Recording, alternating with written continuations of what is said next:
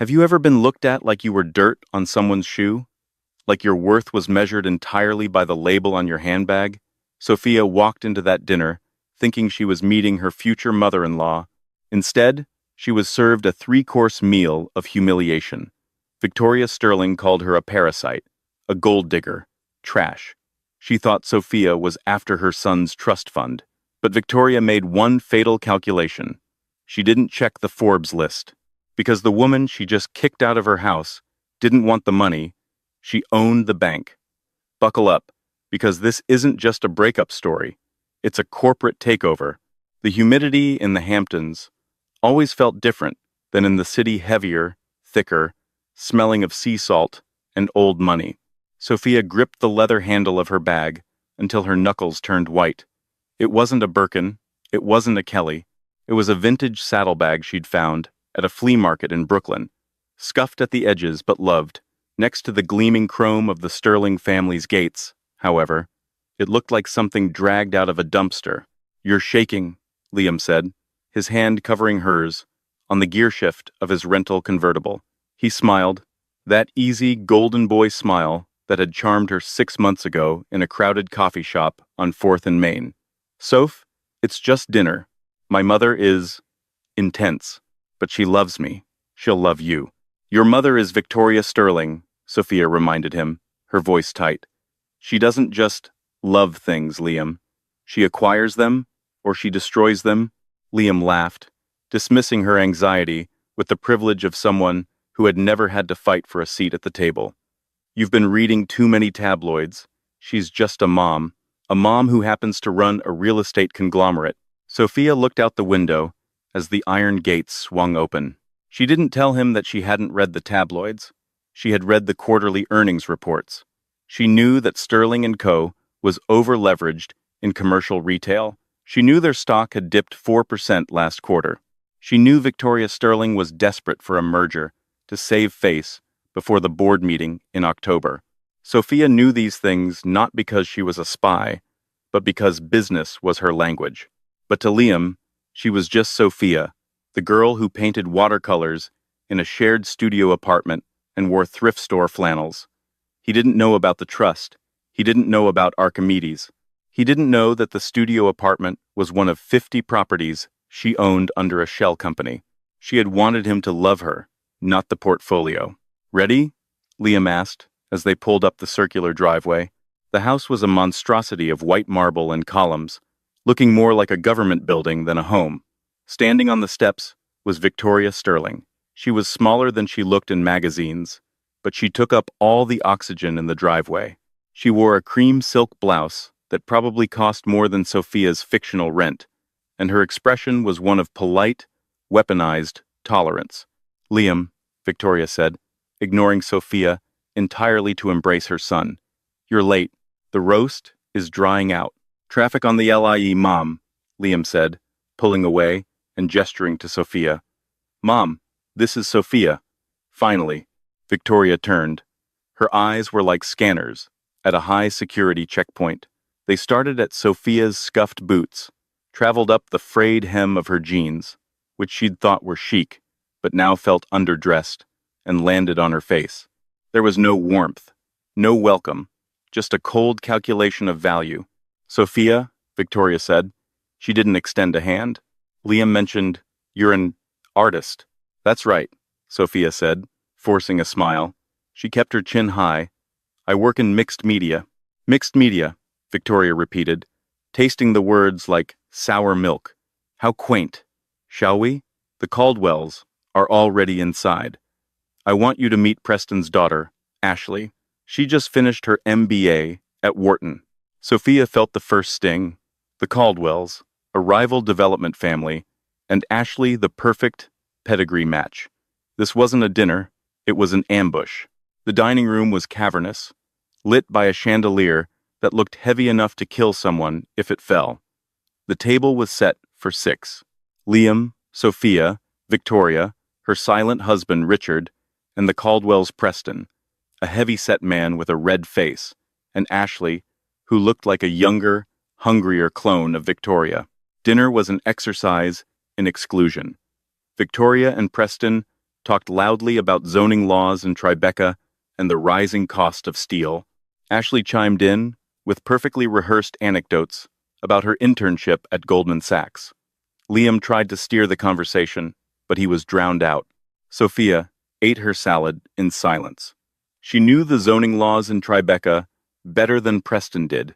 She had just blocked a permit there last week to preserve a historic park, but she bit her tongue. So, Sophia, Preston Caldwell, boomed suddenly, turning his bloodshot eyes on her. Victoria tells us, you live in Bushwick. Gentrification treating you well? It's vibrant, Sophia said politely. And how do you pay for this? Vibrancy? Victoria interjected, swirling her wine. Does painting pay the bills these days? Or are you relying on the kindness of strangers? The table went quiet.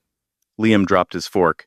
Mom, I'm just asking, Liam, Victoria said, her voice dripping with faux innocence.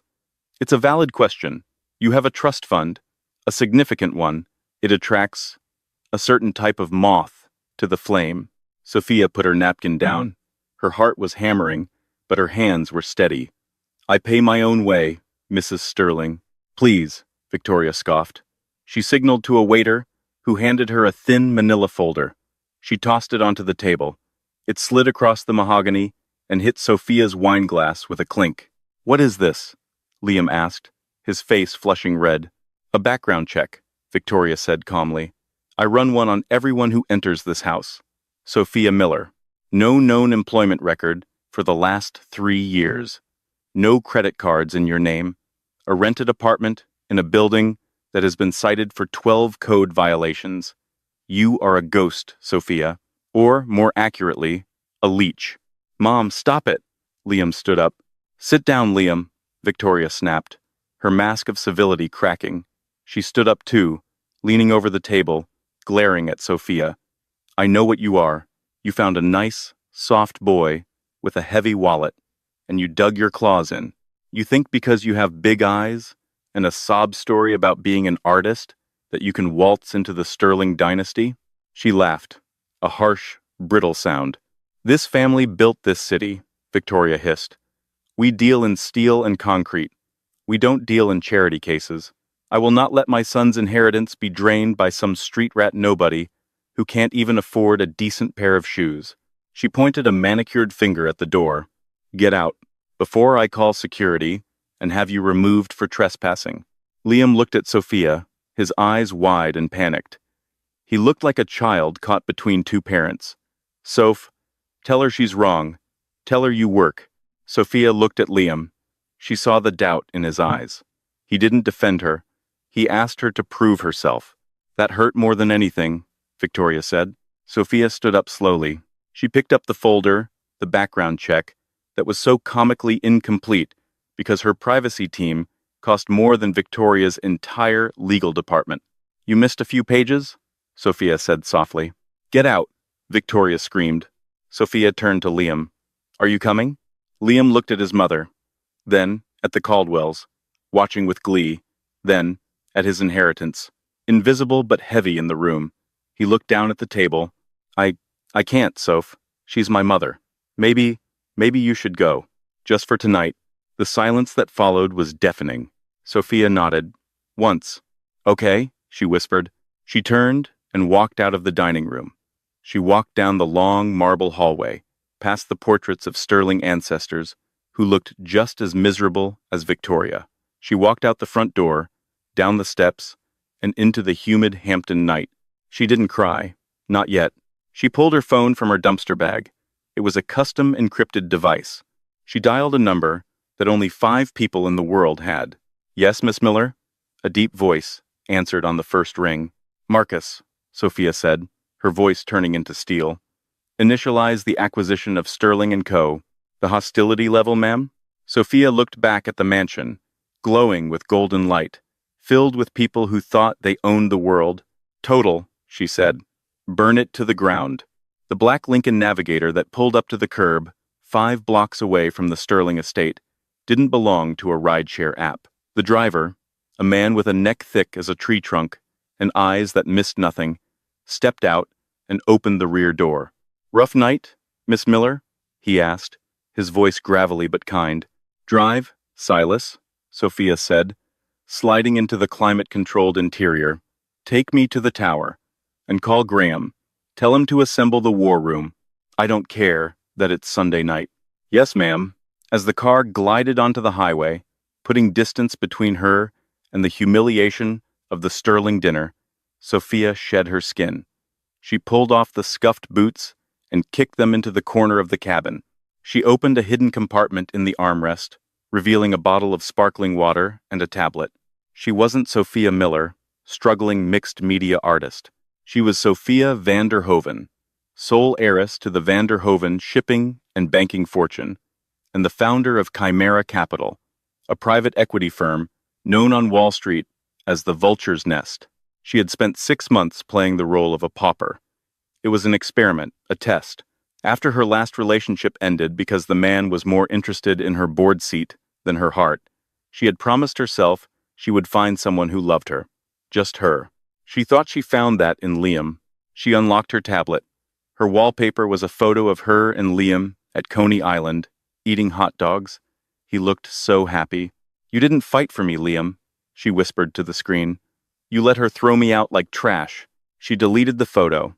Connect me, she said to the air. The car's speaker system chirped. Sophia? A British voice filled the car.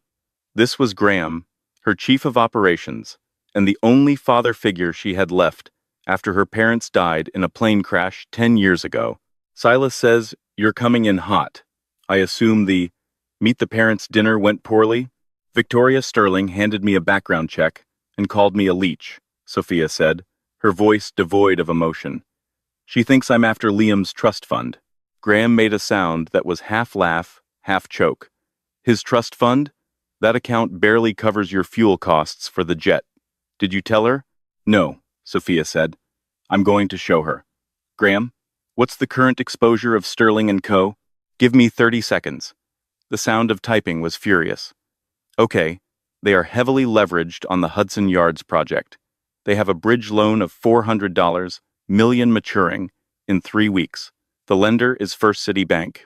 Victoria is counting on refinancing, but with the current interest rate hikes, she's shaky. Buy the debt, Sophia commanded. Excuse me? Contact First City. Offer them 105 cents on the dollar for the Sterling debt package. They'll take it to get the risk off their books. I want to own every cent she owes. Sophia, Graham warned, his tone shifting to professional caution. This is personal. You know the rules. We don't trade on emotion. This isn't emotion, Graham. It's education, Sophia said, staring at the passing lights of the New York skyline.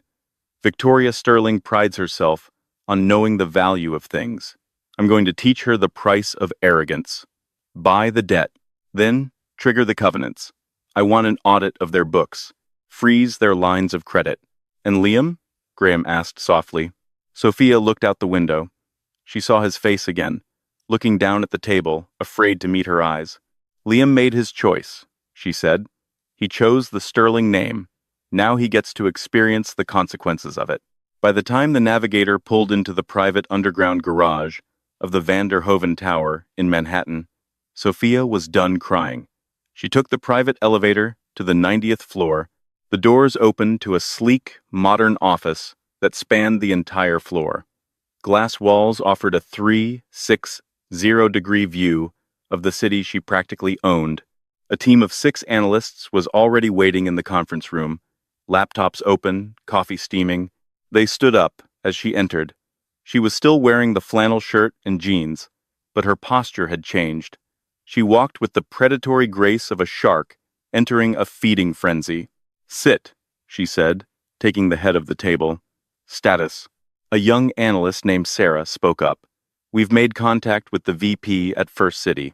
They are confused but intrigued by the offer. If we wire the funds by morning, the Sterling debt is ours. Do it, Sophia said. What else? We found something interesting in their supplier contracts, another analyst said. Sterling & Co. has been slow paying their steel contractors. They are 90 days past due. If one major supplier walks, their construction sites shut down. Sophia smiled. It wasn't a nice smile. Find out who the biggest supplier is. Offer them an exclusive contract with Chimera for our upcoming projects in Dubai, on the condition they cease all deliveries to Sterling, immediately pending a credit review. Graham walked in, handing her a fresh cup of espresso. You're going to bankrupt them, Sophia. No, Sophia corrected him. I'm going to buy them, for pennies, and then I'm going to fire Victoria Sterling from the company her grandfather built. She spun her chair around to face the window. Somewhere out there in the Hamptons, Victoria was probably sipping cognac, laughing about the peasant she had evicted, thinking she had saved her son. She wanted a background check, Sophia murmured. She's about to get a resume. 3 days later, the atmosphere in the Sterling & Co. executive suite was toxic.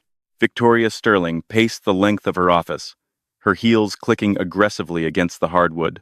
The view from her 40th floor window usually gave her a sense of godhood, but today, the city looked like a mouth, waiting to swallow her whole. What do you mean stopped? She barked into her phone. I mean the trucks aren't moving, Mrs. Sterling. The site foreman at the Hudson Yards project shouted over the background noise of idle machinery. Kowalski Steel pulled the plug. They recall their drivers an hour ago. They said, we're on a credit hold. We are Sterling & Company. Victoria screamed. We don't get put on credit hold. Get Kowalski on the phone. Tell him I'll ruin him. She slammed the phone down. Her husband, Richard, sat on the leather sofa, looking pale. Victoria, it's not just the steel. The cement trucks canceled for the Brooklyn site too. It's coordinated. Don't be paranoid, Richard, Victoria snapped. It's just incompetence. People these days don't want to work. The intercom buzzed. Mrs. Sterling, your son is here?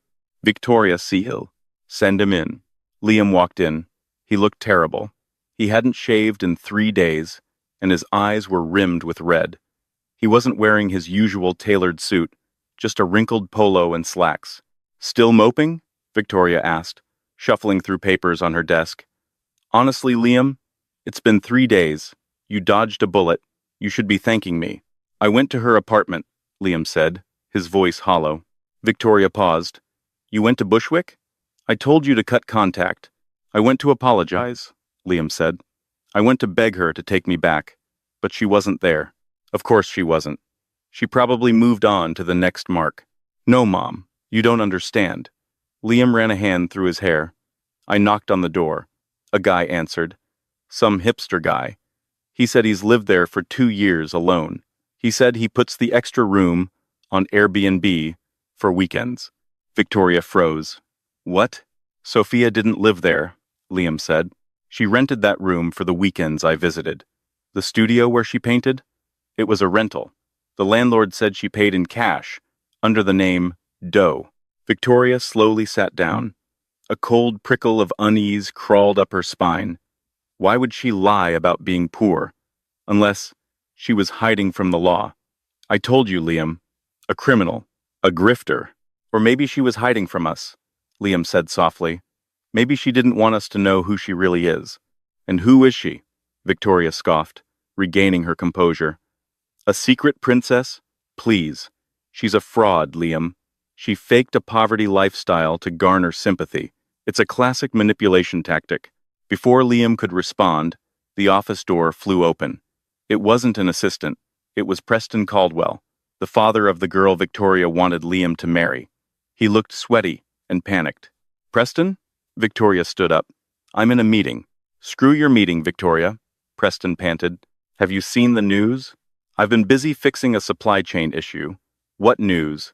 Preston grabbed the remote from her desk and turned on the wall-mounted TV. It was tuned to CNBC. The ticker at the bottom was red.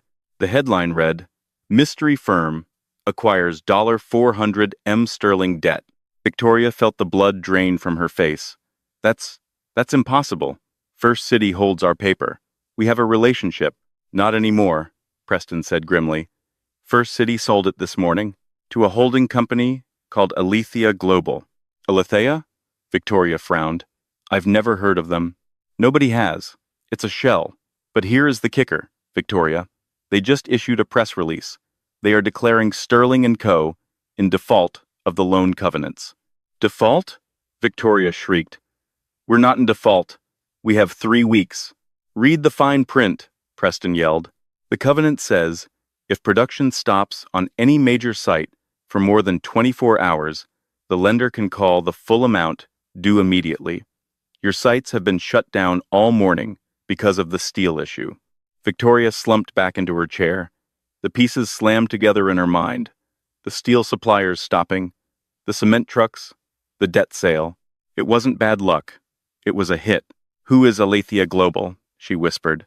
I made some calls, Preston said.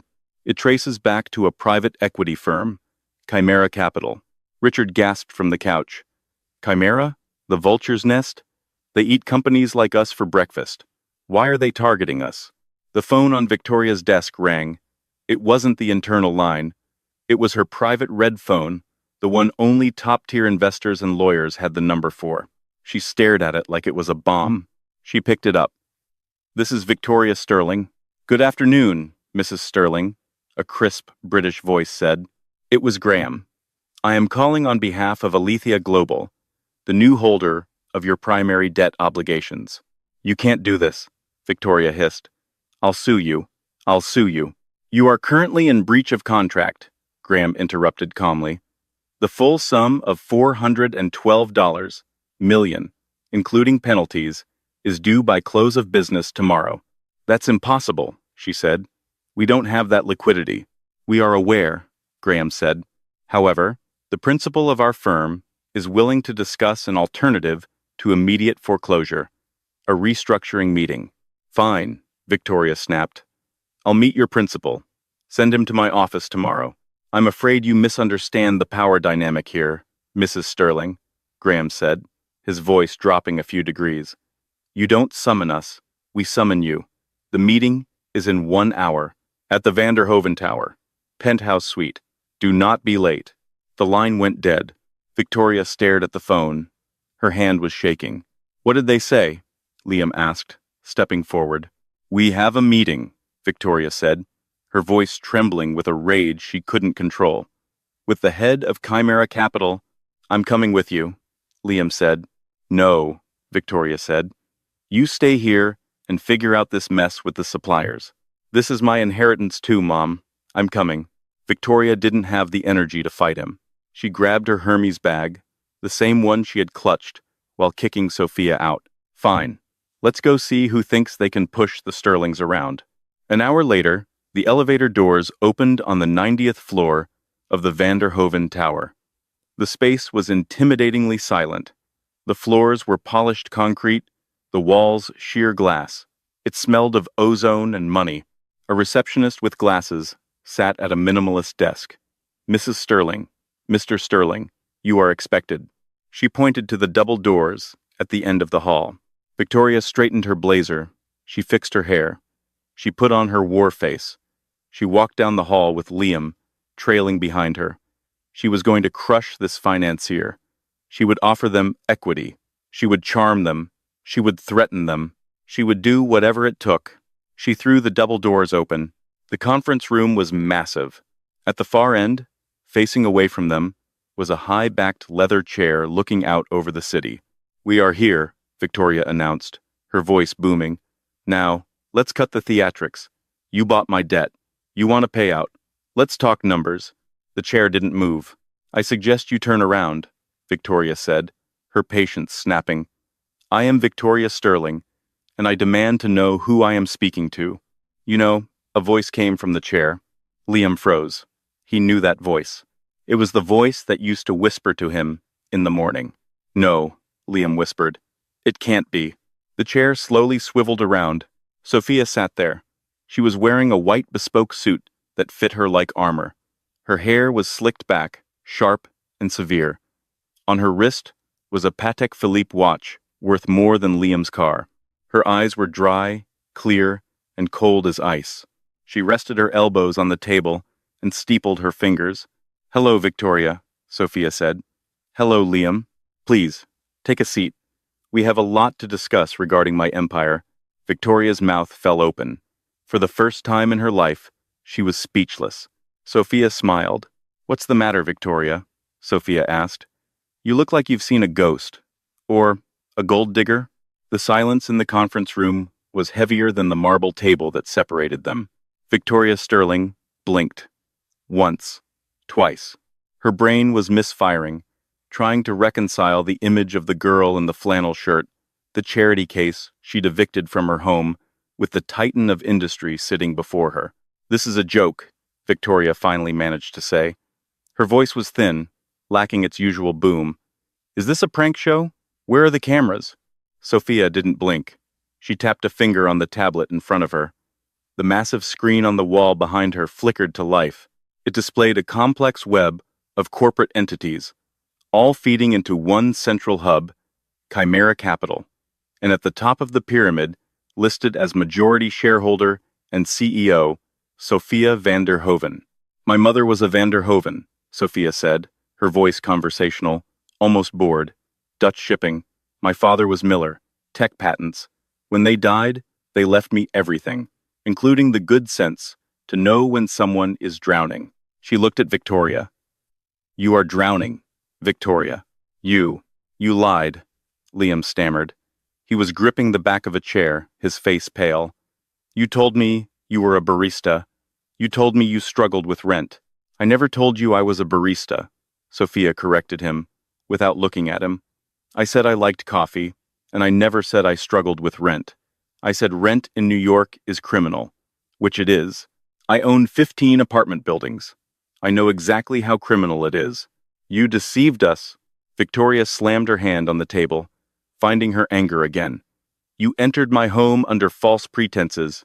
This is fraud." "No," Sophia said, her voice turning sharp. "I entered your home as your son's girlfriend. I didn't bring my portfolio because I wanted to be judged on my character, again, and I was. Just as you were judged on yours." Sophia stood up. She walked to the window, looking down at the city. "Let's skip the moral outrage, Victoria. It doesn't suit you, and frankly, you can't afford it. We are here to talk business. Specifically, the $412 million you owe me." Victoria straightened her spine.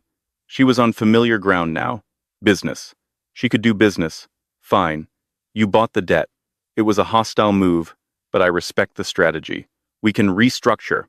I'll offer you 4% equity in Sterling & Co. in exchange for a 5-year extension on the loan." Sophia laughed. It was a dry, humorless sound. 4%? Sophia turned back to face them. "Victoria, you are under the impression that this is a negotiation. It isn't." Graham, the British COO, stepped forward and slid a thick document across the table. "This," Graham said, "is a surrender of ownership.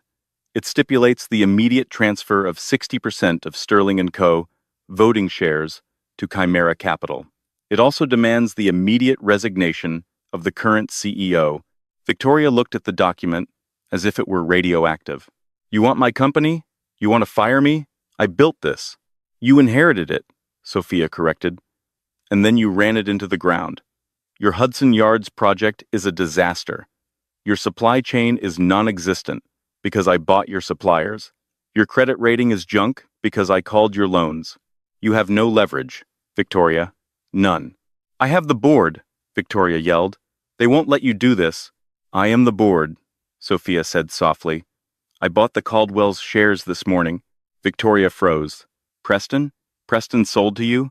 "Preston Caldwell is a businessman. He saw a sinking ship, and I offered him a lifeboat. He sold his 15% stake to me at a premium. Combined with the debt-to-equity swap I'm about to trigger, I control 75% of your company." Sophia leaned over the table, her eyes locking onto Victoria's. "You called me a gold digger, Victoria. You said I was a moth to the flame, but you forgot one thing about moths. Sometimes they eat the clothes right off your back." She pointed to the pen on the document. "Sign it, or I foreclose tomorrow, liquidate the assets, and you leave with nothing, not even the Hamptons house. Because I checked. You used that as collateral for the bridge loan too." Victoria looked at Liam. "Do something. She was your..." Liam looked at Sophia. He looked at the woman who could buy and sell his entire existence. He saw the power radiating off her. "Mom," Liam whispered. "Sign it." "Liam!" "She's won, Mom," Liam said, his voice breaking. She owns everything. Just sign it before we lose the house. Victoria Sterling, the Iron Lady of New York real estate, began to shake. A single tear of pure rage rolled down her cheek. She picked up the pen. Her hand trembled as she scrawled her signature on the line that ended her career. Graham stepped in and snatched the document away. The second the ink was wet. "Thank you," Sophia said. "Security will escort you out. You have 1 hour to clear your desk at the Sterling offices. Personal items only. If you touch a single corporate file, I will have you arrested for industrial espionage." Victoria stood up. She looked small, old. "You're a monster," Victoria hissed. "I'm a businesswoman," Sophia replied. "And unlike you, I'm a good one." Victoria turned and fled the room, unable to bear the humiliation for another second. Liam stayed. The door clicked shut behind Victoria, leaving a ringing silence in the penthouse. Graham looked at Sophia. She gave a microscopic nod. He bowed his head and left the room, closing the double doors quietly. It was just Sophia and Liam. For a long time, neither of them spoke. Liam stared at the floor, at the polished concrete that probably cost more than his car. Sophia went back to her chair and sat down, watching him. She wasn't angry anymore. She was just tired. "Soph," Liam started, his voice cracking. He took a step forward. "Don't," Sophia said. She didn't raise her voice, but the command was absolute. "Don't call me that. That's not my name here." "Sophia," then, Liam said, wringing his hands. "Look, I didn't know. How could I know?" "You couldn't," Sophia said. "That was the point." "Then why are you punishing me?" Liam asked, finding a shred of courage. "My mother, she's impossible. You know that. I tried to defend you at dinner." "Did you?" Sophia raised an eyebrow. "I seem to recall you sitting there, staring at your plate, while she called me a parasite. I seem to recall you asking me to prove I had a job. You didn't say, 'I love her, Mom,' and that's enough. You said, 'Tell her you work, Soph.'" Liam flinched. "I was in shock. She had that background check. And that's what matters to you, isn't it?" Sophia stood up and walked around the desk, leaning against the front of it. The paper, the resume, the pedigree. "No, I loved you." "You loved the idea of me," Sophia said, sadly. "You loved the quirky artist girl who looked up to you. You loved feeling like the provider. You loved being the prince, rescuing the pauper. But the moment that dynamic was threatened, the moment your mother questioned my value, you folded." She crossed her arms. "I have been looking for a partner, Liam, not a dependent. I hid my money because I wanted to know if a man could love me. Not the Vanderhoven fortune, not the jet, me. I did love you," Liam insisted, stepping closer. He reached for her hand. "I still do. We can fix this. You're rich? Great. That makes things easier, doesn't it? Mom can't say anything now. We can be together. We can be a power couple." Sophia pulled her hand away, as if he had burned her. "You really don't get it," she whispered. "You think this is about money? Isn't it?" Liam gestured to the room. "You just bought my family's company to prove a point." "I bought your company because it was a good investment at a distressed price," Sophia said coldly. "That's business. But us? We're done because of what happened on those steps." "What steps?" "When she kicked me out," Sophia said, her eyes flashing. "I stood on that driveway. I waited. I waited for you to walk out that door. I waited for you to say, 'If she goes, I go.' I would have taken you with me, Liam. I would have given you the world. I would have made you CEO of this company instead of firing your mother." Liam's jaw dropped. "But you didn't come out," Sophia continued. "You stayed inside. You chose the safety of the mansion. You chose the trust fund. You chose the status quo." She walked back to her chair and sat down, dismissing him with her posture. "You called me a gold digger, Liam. Or at least, you let her call me that. But look at us now." She gestured to herself, the bespoke suit, the office, the empire. Then she gestured to him, disheveled, panicked, his future uncertain. "I didn't need your gold," Sophia said softly. "I have my own. You were the one clinging to the sterling gold, because without it, you're terrified, you're nothing." Liam stood there, the truth hitting him like a physical blow. He realized, with a sickening lurch, that he had been testing her for worthiness, while he was the one failing the test. Sophia, Graham has a check for you in the lobby, Sophia said, opening her laptop. It's for the equity in your trust fund. I'm liquidating it as part of the restructure. You're cashed out. I don't want the money, Liam said. Take it, Sophia said, not looking up. Because as of tomorrow, I'm cutting off your allowance. It's time you learned what it's actually like to struggle for rent. Consider it. Character building. Please, Liam whispered. Goodbye, Liam. He waited for another moment, hoping for a crack in the ice, hoping for the girl who used to paint in the studio to come back. But that girl was gone. Or maybe she never existed. Liam turned and walked to the door. He felt heavier than he ever had in his life. He walked out of the office, past the silent assistants, and into the elevator. As the doors closed, Sophia finally looked up. She stared at the closed doors. She didn't cry. Leaders of empires didn't cry over bad investments. They wrote them off and moved on. She pressed the intercom button. Graham? Yes, ma'am? Get the PR team ready. I want a press conference at 9 a.m. We're announcing the rebranding of Sterling & Co. What are we calling it? Sophia smiled. A genuine, dangerous smile. Phoenix Industries. Because we're going to burn the old way down and build something new from the ashes. Understood. And, are you all right, Sophia? I'm fantastic, Graham, she said. I just saved myself a lifetime of disappointment. Get me the file on the Caldwell merger. I'm not done with them yet. She turned back to her screens. The numbers danced before her eyes. Profit, loss, margin, yield. These were things she could trust. These were things that never lied. But outside, the storm was just beginning. Because Victoria Sterling wasn't the type to go quietly into the night, and Sophia had just made an enemy with nothing left to lose. Exile did not suit Victoria Sterling. 2 weeks after being forcibly removed from her own building, she was pacing the floor of a suite at the Street Regis. It wasn't the penthouse, she couldn't afford that anymore, but she refused to downgrade to a standard room. She was burning through her personal savings at a terrifying rate, but appearances were the only currency she had left. Drink? Preston Caldwell asked, pouring himself a scotch from the minibar. He looked less like a titan of industry and more like a frightened rat.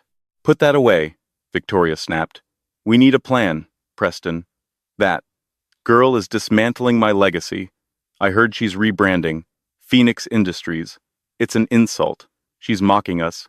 She owns the board, Victoria, Preston said, taking a gulp. She owns the debt. She owns the steel. There's nothing we can do. I sold my shares. I'm out. You should have taken the buyout. I will not take charity from a gutter snipe who tricked my son. Victoria hurled a vase across the room. It shattered against the wall. She humiliated me. She made me sign that paper. But she forgot one thing. What? She's new, Victoria said, her eyes narrowing. She's arrogant. She thinks because she has money, she understands construction. She doesn't know where the bodies are buried. Victoria grabbed her phone. She scrolled past the lawyers, who weren't returning her calls, until she found a number she hadn't used in 5 years. Garrett, she said, when the line connected. Mrs. Sterling?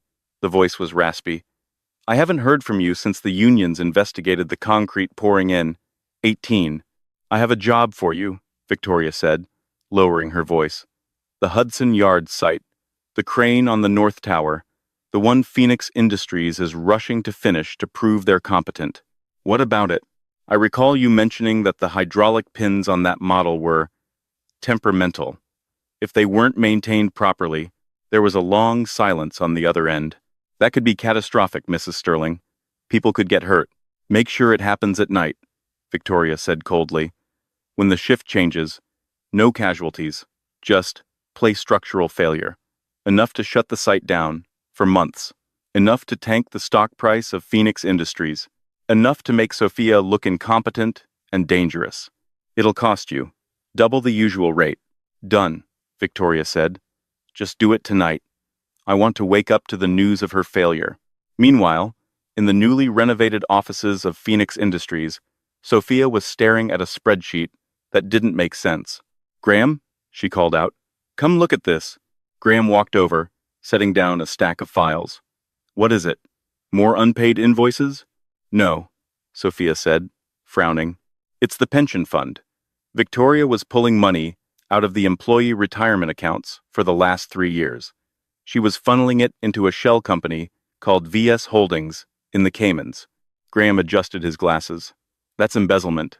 That's federal prison time. She was using it to pay for the Hamptons house and the jet, Sophia realized. She wasn't just bad at business, Graham. She was stealing from her own workers to keep up appearances. If this gets out, suddenly Sophia's personal phone buzzed. It was Silas, her head of security. Miss Vanderhoven, Silas said, his voice urgent. We have a breach at the Hudson Yards site. My team spotted a man messing with the crane hydraulics. We detained him. Sophia's blood ran cold. Who is he? Name's Garrett. He's a former contractor. He's singing like a canary, ma'am. He says Victoria Sterling paid him to sabotage the rig. Sophia closed her laptop. The air in the room shifted from investigative curiosity to absolute freezing rage. She tried to drop a crane on my site? Sophia whispered. He says the order was to cause a catastrophic failure to tank the stock, Silas reported. We have him on tape confessing. Sophia stood up. She walked to the window. She looked out at the city she loved, the city Victoria Sterling had treated like a playground. Graham, Sophia said. Yes, Sophia? Call the district attorney. Call the FBI. And call the press. You want to file charges? No, Sophia said, turning around. Her eyes were hard as diamonds. I want to end this. Tonight. Send an invite to every major news outlet.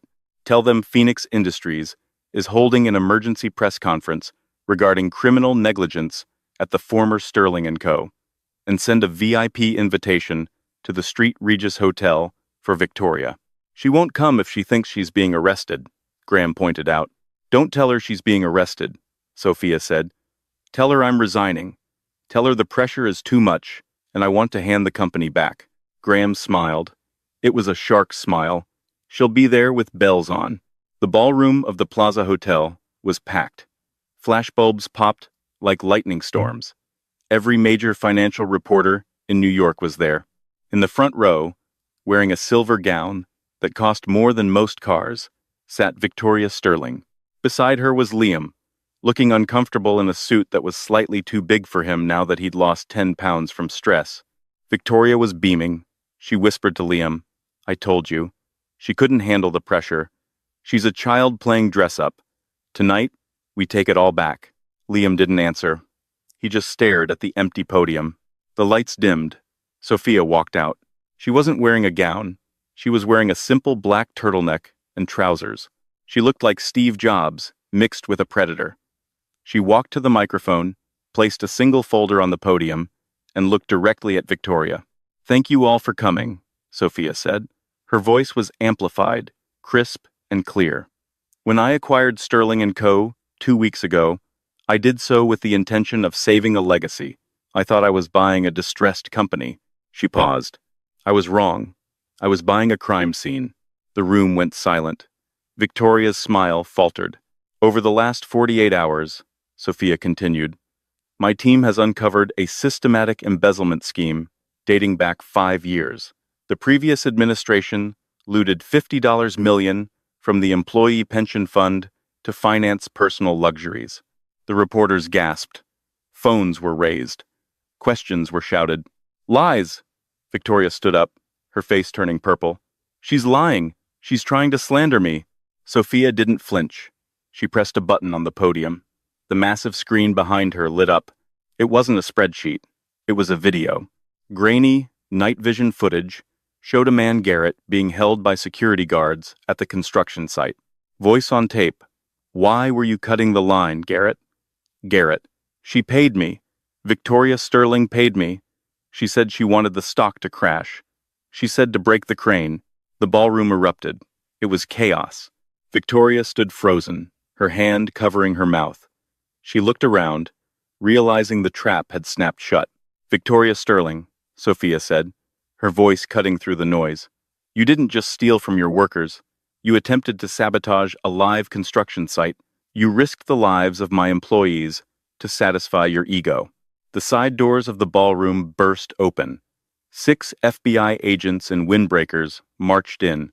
Victoria Sterling, the lead agent shouted, "You are under arrest for embezzlement, corporate espionage, and conspiracy to commit endangerment." Victoria screamed as they grabbed her. "Get your hands off me. I am a Sterling. Liam, tell them." Liam stood up. He looked at his mother, struggling in the handcuffs. He looked at the video of the man who could have killed innocent workers. Then, he looked at Sophia. She was watching him, her face unreadable. "Liam!" Victoria shrieked as they dragged her toward the exit. "Help me!" Liam shook his head slowly. "I can't, Mom. You did this." He sat back down and put his head in his hands. As the doors closed on Victoria's screams, Sophia turned back to the microphone. "The Sterling name is dead," she announced. "From today, all assets are seized by Phoenix Industries. We will replenish the pension fund from my personal reserves. No worker will lose a dime, and we will build, not for vanity, but for the future." She walked off the stage. 3 months later, the coffee shop on 4th and Main was crowded. It was raining. Sophia sat in the back corner, wearing a hoodie and reading a book. She looked like anyone else, except for the security detail, sitting 2 tables away. The bell rang. Liam walked in. He looked different. He was wearing work boots and a canvas jacket. He looked tired, but he looked real. He saw her. He hesitated, then walked over. "Security didn't tackle me," he said, offering a weak smile. "I told them to let you through," Sophia said. She closed her book. "Hello, Liam. I saw the quarterly report," Liam said. "Phoenix stock is up 20%. You actually saved the pension fund." "It was the right thing to do," Sophia said. I wanted to give you this." Liam reached into his pocket and pulled out a check. It was wrinkled. Sophia looked at it. It was the buyout check she had given him. The millions for his trust fund. "I haven't cashed it," Liam said. "I don't want it." "Why?" "Because it feels like hush money or pity money." Liam looked down at his boots. "I got a job. A real one. I'm working in logistics for a shipping company in Jersey. Entry level. It sucks. But I pay my own rent." Sophia looked at him. For the first time in months, her eyes softened. "You're paying your own rent?" she asked. "Yeah, it's a studio. Smaller than the one you pretended to live in, but it's mine." He pushed the check toward her. "Take it back. I don't want to be a Sterling anymore. I just want to be Liam." Sophia looked at the check. Then she looked at Liam. She saw the boy she had fallen in love with, finally emerging from the shell of his mother's expectations. She picked up the check. She ripped it in half, then in quarters. "Good," Sophia said. "Does this mean—" Liam started, hope flaring in his eyes. "Does this mean I have a chance? Can we start over? Coffee? For real this time?" Sophia stood up. She gathered her bag. She looked at Liam, and for a second, she considered it. She remembered the Coney Island hot dogs. She remembered his laugh. But then she remembered the dinner. She remembered the silence when she needed him most. "I'm proud of you, Liam," Sophia said gently. "Really. You're finally becoming the man I thought you were." She placed a hand on his shoulder. "But I'm not the same woman anymore. I'm not looking for a project. I'm running an empire." She pulled away. "Keep the coffee," she said, "and keep working. You'll find someone. Someone who doesn't know who you used to be." Sophia walked out into the rain. Her driver opened the door of the black SUV. She slid inside. "Where to, Miss Vanderhoven?" Silas asked. Sophia looked out the window. She saw Liam sitting in the coffee shop, watching her go. He looked sad, but he didn't look broken. He looked like he was just starting. "The airport, Silas," Sophia said, opening her laptop. "We have a merger in Tokyo to close." The car pulled away, disappearing into the city lights. Sophia didn't look back. She had gold to dig, but not the kind found in the ground. The kind you build, brick by brick, until no one can ever tear you down again. And that is how Sophia Vanderhoven turned a breakup into a billion-dollar acquisition. Victoria Sterling thought she could judge a book by its cover, but she ended up getting crushed by the whole library. In the end, Sophia didn't just get revenge. She got justice for the employees, saved a company, and forced Liam to finally grow up, even if she didn't stay to hold his hand. What do you think? Did Sophia go too far by destroying the mother? Or did Victoria get exactly what she deserved? And was she too hard on Liam at the end? Or was walking away the ultimate power move? Let me know in the comments below. I read every single one. If you enjoyed this story of corporate karma, smash that like button, subscribe, and hit the bell so you never miss a story. See you in the next one.